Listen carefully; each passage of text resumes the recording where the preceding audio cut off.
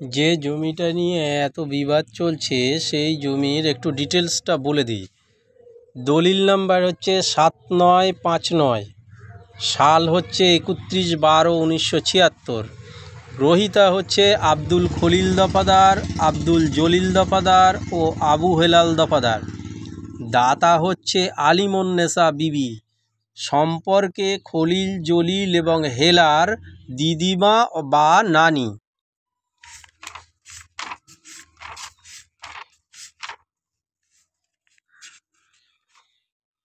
যে দাগটা নিয়ে সমস্যা হচ্ছে সেই দাগ নাম্বার হচ্ছে 2112। দাগ নাম্বার 2112 হচ্ছে মোট জমির পরিমাণ। মোট জমির পরিমাণ 77 শতক জমির মধ্যে 39 শতক।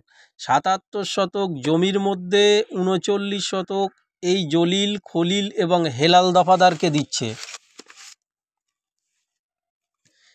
এটা হচ্ছে আলিমুন্নেসা বিবির তার পর্চা। দাগ নাম্বার 2112। 2112 দাগের মধ্যে 77 শতক জমির মধ্যে দিচ্ছে 39 শতক। 39 শতক, এটা আলিমুন্নেসার পর্চা। তাহলে আচ্ছা, এবারে মোকসেদ দফাদার কতটা অংশ ছিল? মোকসেদ দফাদার, এটা মোকসেদ দফাদারের পর্চা। মোকসেদ দফাদার তার পর্চা। এবার দেখে নিই তার পর্চাতে কতটা জমি ছিল। মোকসেদ দফাদারের 2112 নম্বর দাগে 77 শতক জমির মধ্যে তার জমি ছিল 24 শতক। মোকসেদ দফাদারের 2112 নম্বর দাগে 77 শতক জমির মধ্যে তার জমি ছিল 24 শতক। এবারে দেখি মোকসেদ দফাদার এই দলিলটা, হ্যাঁ এটা হচ্ছে মোকসেদ দফাদারের যে অংশটা ছিল 24 শতক। মোকসেদ দলিল নাম্বার হচ্ছে 621, সাল হচ্ছে 1977 সালে। মোকসেদ দফাদার জীবিত থাকাকালীন বিক্রি করে যায়, সেই অংশটা বিক্রি করে যায় মোকসেদ আলী দফাদার, এবং সাক্ষীতে সই করেছেন আইয়ার রহমান দফাদার।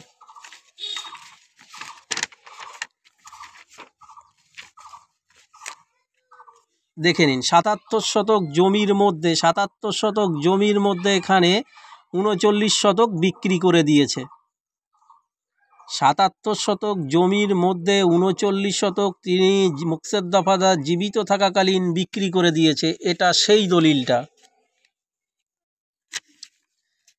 এবারে আসি জমির ফিগারে। ধরুন মোট জমির পরিমাণ 77 শতক।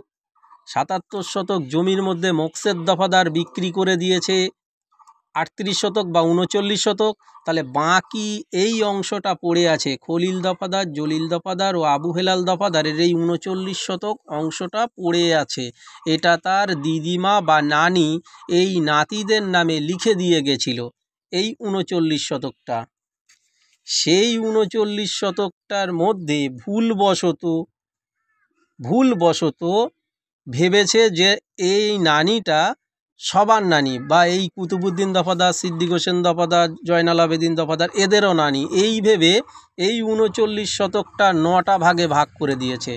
বর্তমানে এলার পর্চাতে এসে ওই 39 শতকটাও আবার ভাগ হয়ে গেছে, যার জন্যে ভুলবশত করে ফেলেছে, যার জন্য ওরা ভাবছে যে এই জমিটা ওদের,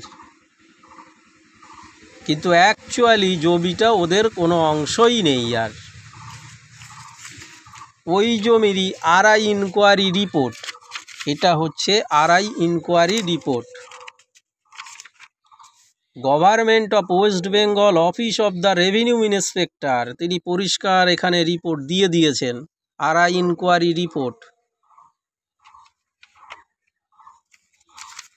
এবং ওই জমিতে টাইটেল সুড মামলাও চলছে, যার injunction copy case number TS, case number T থেকে টাইটেল, এস থেকে suit, title suit case number 3387। এখানে পরিষ্কার লেখা আছে ইনজাংশন কপি সমস্ত কিছু ডকুমেন্টস আমার কাছে আছে।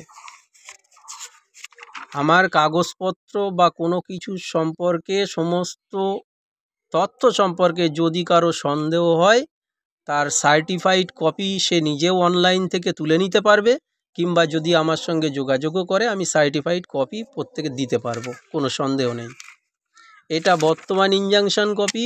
ওই জমিতে এখনও পর্যন্ত 28/8/2025 পর্যন্ত ইনজাংশন জারি আছে, এবং ওই প্রপার্টিটা কাউকে বিক্রি করতে পারবে না, সেল করতেও পারবে না এবং ট্রান্সফারও করতে পারবে না। যেভাবে যে পরিস্থিতি আছে সেই পরিস্থিতিতেই থাকবে।